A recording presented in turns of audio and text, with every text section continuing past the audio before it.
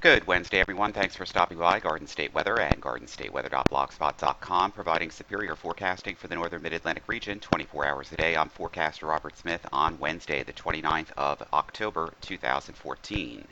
Broken cloud cover across the forecast region this morning. There's a little bit of fog out there this morning, too, in southern New Jersey at around Wrightstown and Mount Holly. Little visibilities at 3/4 of a mile in Trenton this morning. Little fog also in Caldwell, not really obscuring things too much. A little bit in Lancaster, Coatesville, and Pottstown in Pennsylvania. Temperatures this morning are generally running in the upper 40s to low and mid 50s. This is very unusual here. We have temperatures around 50 degrees, 52 degrees in northwestern New Jersey. Temperatures already spiking to 60 degrees in Avoca Scranton, but basically everybody else is generally running in the 40s to 50s, a few 60s right around the New Jersey, New York City metropolitan area this morning as well, and out towards central and eastern Long Island, where the winds are freshening up ahead of a cold front, which is moving through Pennsylvania at the moment.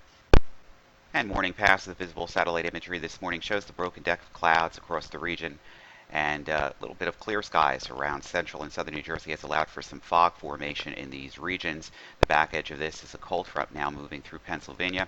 Water vapor channels showing a little bit of lifting here going on across the Susquehanna River Valley, also portions of Pennsylvania and through Ohio and Kentucky and Tennessee as a result of the cold front moving through the region. That lifting is providing a band of showers across the region, and that is to our west right now. Some of this is lifting from southwest to northeast. The front will probably be a little slower to pass through the region, and some of this rain will begin to break up as it moves into our area, and then the southern flank of this may produce a little bit more rain later tonight before finally clearing out off the coastal waters by late tonight, early tomorrow morning.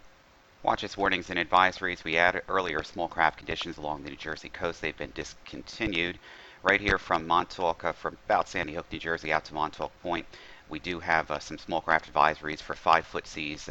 It's expected to continue with the southwesterly flow through the morning and the afternoon, and a south-southeast swell keeping seas relatively higher.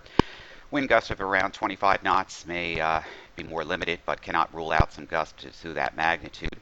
By tonight, we lose the small craft advisories just to the ocean zones here, and a relatively relaxed pressure gradient over the waters will produce winds of 10 knots or less over Long Island Sound on Thursday through Friday evening. The winds increase once again during Friday night, and especially on Saturday, winds continue to increase into the weekend due to the passing of a strengthening coastal storm that we'll get into in a minute.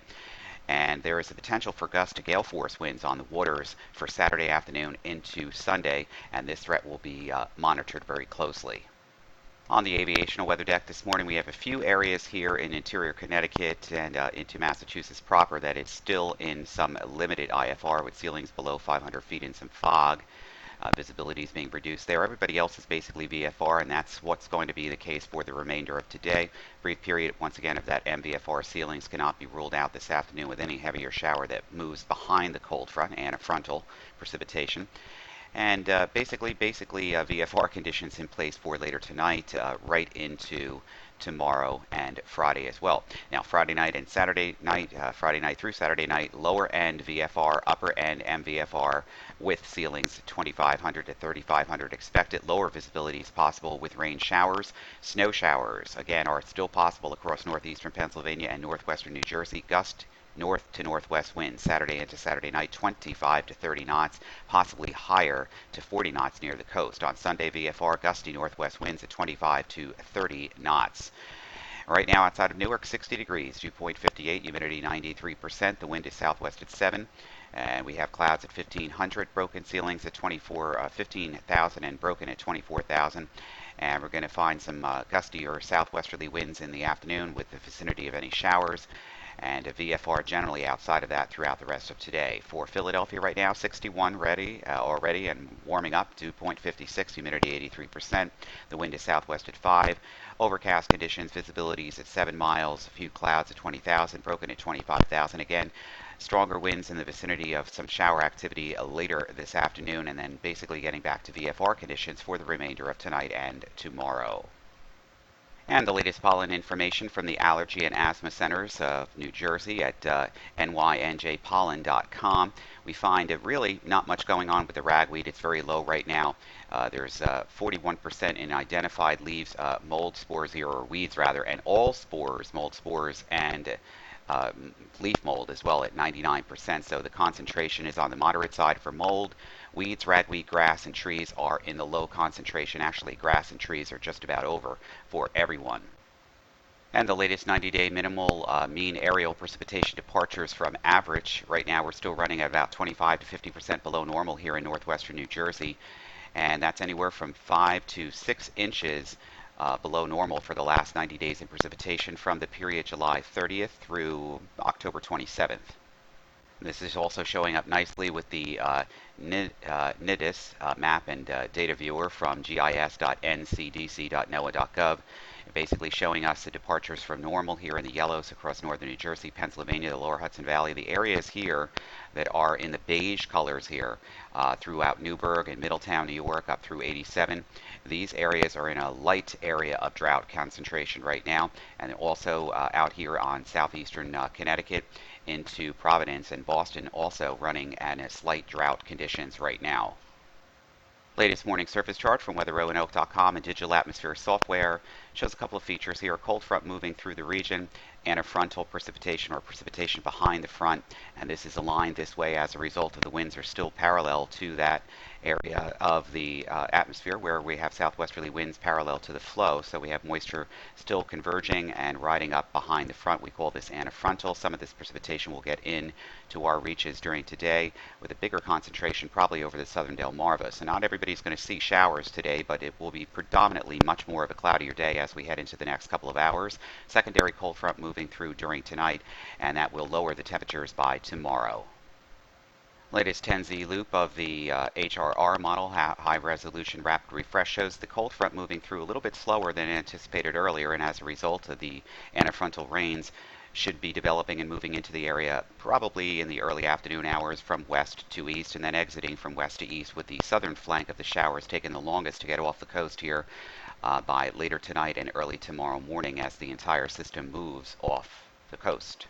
NAM WRF composite reflectivity forecast from Penn State's eWall site shows the antifrontal precipitation moving into the region. The NAM is not handling probably the strength and location of these showers as best as the HRR model is, but that's because it's a higher resolution model, hence that. But it is showing basically the same kind of thing where we have leftover showers on the southern flank as the disturbance moves along that front, kinks it out a little bit, and then off the coast it goes with the drying north to northwesterly flow of air. And temperatures then begin to fall. Temperatures today getting back into the 60s, but then falling back into the 40s tonight. And by tomorrow morning, temperatures will start out in the 40s and rise only into the low and mid 50s tomorrow. And again on Friday with generally fair weather, a few scattered to broken ceilings around the region, but generally a much cooler air mass, but dry air mass in place as we head into Thursday and Friday. And of course, the big forecast is for Halloween and the beginning of November, which is going to be wet, raw, and windy. And the extended hour forecast from the NAM WRF model from Next Generation Weather Lab at the College of DuPage. We'll start off with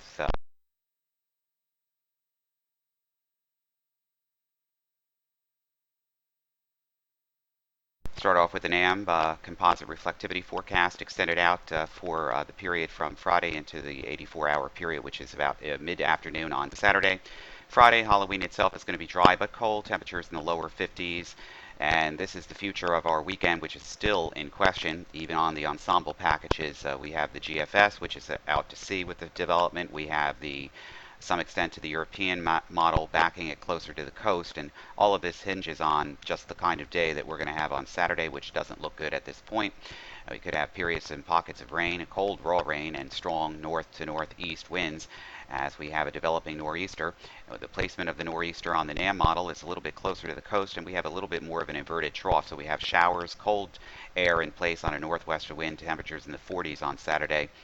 And by Saturday afternoon, you can see the modeling trying to hug the situation by developing the surface wave somewhere off the Delmarva Saturday afternoon and Saturday evening, and then pushing this moisture a little bit further to the west along the coast. So looks like we could have an extended period of precipitation, mostly on the light side, but a raw day, strong gusty winds, gale force near the coast, and just a nasty weather conditions overall outside on Saturday and Saturday night. Here's what the GFS does with this system. It develops it and then bombs it out well off the Delaware and coastline, about south of the 4070 benchmark here, 40 north, 70 west benchmark, and it really deepens it with a strong north flow across the region. If this solution is a little bit further to the west, and I think it might be trending that way over the next couple of model runs, then we'll have a clearer picture of just the precipitation. Now, certainly areas, interior sections of Connecticut, the lower Hudson Valley, even northeastern New Jersey, if it does precipitate on Friday night and Saturday morning, could begin to get cold enough, especially later Saturday afternoon and Saturday evening, for some of this to be mixed in with some wet snowflakes. But the surface boundary layer will probably be warm enough for mainly rain showers. The idea here is the precipitation will be very light across the region. We're not expecting any big accumulations. Of course, these things have to be watched for intensification, as this whole thing might slow down a little bit more as it's under a block here in the northern Atlantic. So we do have to watch these things, and we'll be paying attention to this with live coverage and live feeds on Twitter, Facebook, and of course on our live feed on Garden State Weather and gardenstateweather.blogspot.com. Regardless of the situation, gales up along the coast, and we have strong north winds, raw day temperatures both Saturday and Saturday night in the 40s, upper 30s. And some of these areas could be precipitating with showers that could be mixed in with some wet snowflakes or rain or snow for a period before it exits off the coast on Saturday night and Sunday. Now, Sunday looks dry just about everywhere. Everywhere on Sunday looks dry but windy. Temperatures on Sunday in the 40s, and we break out of the pattern with the high pressure ridge dominating, less wind, clear sky on Monday. And then we await for the next frontal system to approach the region by the mid part of next week. So once again, with so many players on the field and a changing and shortening wavelength pattern and a lot of blocking here in the northern Atlantic, and we're going to wind up to be watching this storm very closely as it develops off the coastal waters on Saturday afternoon and Saturday night. Regardless, it's going to be a raw, chilly, windy day on Saturday, and we'll just wait and see just how close those precipitation shield gets to our region as the storm really begins to bomb out off the Delaware coast. For Garden State Weather and gardenstateweather.blogspot.com, I'm forecaster Robert Smith. You make it a pleasant Wednesday. We'll be back in great details with your video forecast discussion on Thursday.